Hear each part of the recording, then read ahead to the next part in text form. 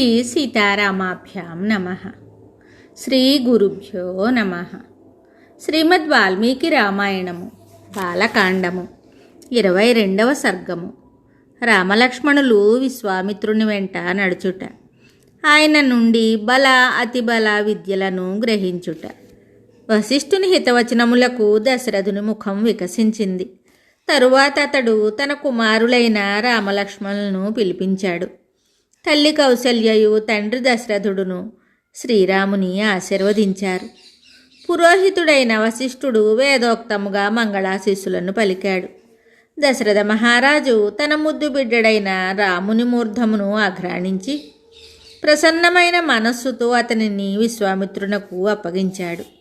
ఆ సమయమున విశ్వామిత్రుని ప్రక్కన చేరి ఉన్న రాజీవలోచనుడైన రాముని చూసి వాయువు వారికి సుఖస్పర్శను కలిగిస్తూ దుమ్ము లేకుండా వీచింది.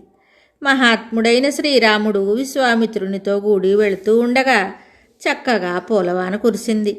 దేవదుందుభులు శంఖములు మధురముగా ధ్వనించాయి. విశ్వామిత్రుడు ముందుకు సాగిపోతూ ఉండగా జులుపాల జుట్టుగల శ్రీరాముడు ధనుర్ధారి అయి ఆయనను అనుసరించాడు. లక్ష్మణుడును ధనువును చేపట్టి రాముని వెంట నడిచాడు. ఆ రామలక్ష్మణులు అమ్ముల పొదులను ధనస్సులను ధరించి తమ తమ శోభలతో అన్ని దిక్కులకును వెలుగులను విరజిమ్ముతూ ఉన్నారు. అటు ఇటు తూణీరములను ధనస్సును దాల్చి వారు 3 తలల పన్నగముల వలె భాసిల్లుతూ ఉన్నారు. చక్కని సౌందర్యములతో పరాక్రమముతో ఒప్పుతూ వారు అశ్వినీ దేవతలు బ్రహ్మను వలె మహాత్ముడైన విశ్వామిత్రుని అనుసరించారు. ఆ రామలక్ష్మణులు చక్కగా అలంకృతులై ధనుర్ధారులై ఉన్నారు. వారు ఉడుంచర్మముతో నిర్మితములైన తొడుగులను చేతులకు ధరించి ఉన్నారు. ఖడ్గదారులై అపూర్వ శోభలతో విలసిల్లుతూ ఉన్నారు. రాజకుమారులు సోదరులు సద్గుణ శోభితులు అగు ఆ రామలక్ష్మణులు విశిష్ట కాంతులతో అగ్ని సంభవులైన స్కంద విశాఖులు వాంగ్మనస్సులకు అందని శివుని వలె కుచికపుత్రుడైన విశ్వామిత్రుని అనుసరిస్తూ ఆయనను శోభిల్ల చేశారు. విశ్వామిత్రుడు రామలక్ష్మణులతో కూడి సరయూ నదికి దక్షిణ తీరమున 1.5 యోజనముల దూరము ప్రయాణం చేసిన తరువాత రామ అని మధురంగా సంబోధించి ఇలా అన్నాడు: నాయనా, ఈ నీటిని గ్రహించి ఆలసింపక ఆచమనం చేయుము. బల అతి బలాను మంత్రములను ఉపదేశించెదను, స్వీకరింపుము. ఈ మంత్ర ప్రభావమున నీకు అలసట గాని ఆకలి దప్పులు గాని ఉండవు. నీ రూపకాంతులు తరగవు. నీవు నిదురించుచున్నను ఏమరపాటున ఉన్నను రాక్షసులు నిన్నేమియూ చేయజాలరు. ఈ మంత్ర ప్రభావమున నీ బాహుబలమును ఎదుర్కొనగలవారు ఈ భూమండలమున ఎవ్వడును ఉండడు. ఈ భూలోకముననే కాదు, ముల్లోకముల యందును నీకెవరును సాటిరారు. ఓ పుణ్యాత్ముడా, సౌందర్యమున గాని సామర్థ్యమున గాని విషయగ్రహణమునందు కానీ చక్కగా కార్యనిశ్చయమును చేయుటలో గాని ప్రత్యుత్తరమును ఇచ్చుటలో గాని లోకమునందు నీతో సమానుడు ఎవడునూ లేడు. బల అతి బలాను ఈ మహామంత్రములు సమస్త జ్ఞానమునకును మాతృకలు. ఈ 2 విద్యలును లభించినచో ఇక ముందు నీకు ధీటైన వాడెవడునూ ఉండడు.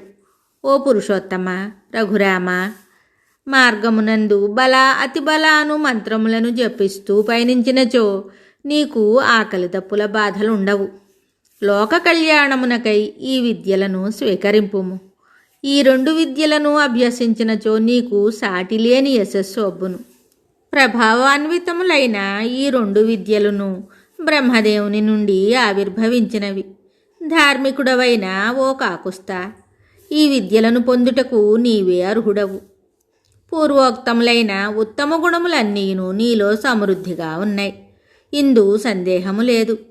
తపస్సు ద్వారా లభించిన ఈ మంత్రములను నీకు ఉపదేశించుట వలన అవి లోకమున వివిధ రూపములలో విస్తృతములగును.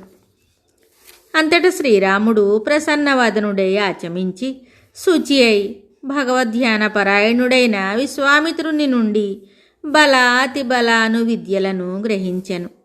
అమిత పరాక్రమశాలి అయిన శ్రీరాముడు ఆ 2 విద్యలను పొంది శరత్కాలమునందు సహస్రకిరణుడైన సూర్యభగవానుని వలె విరాజిల్లాడు.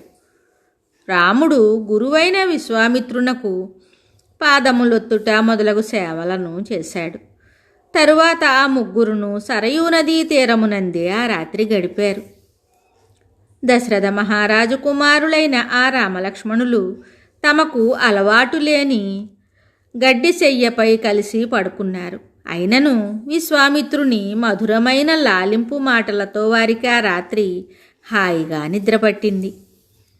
వాల్మీకి మహర్షి విరచితమై ఆది కావ్యమైన శ్రీమద్ రామాయణమునందలి బాలకాండమునందు 22వ సర్గము సంపూర్ణం. శుభం.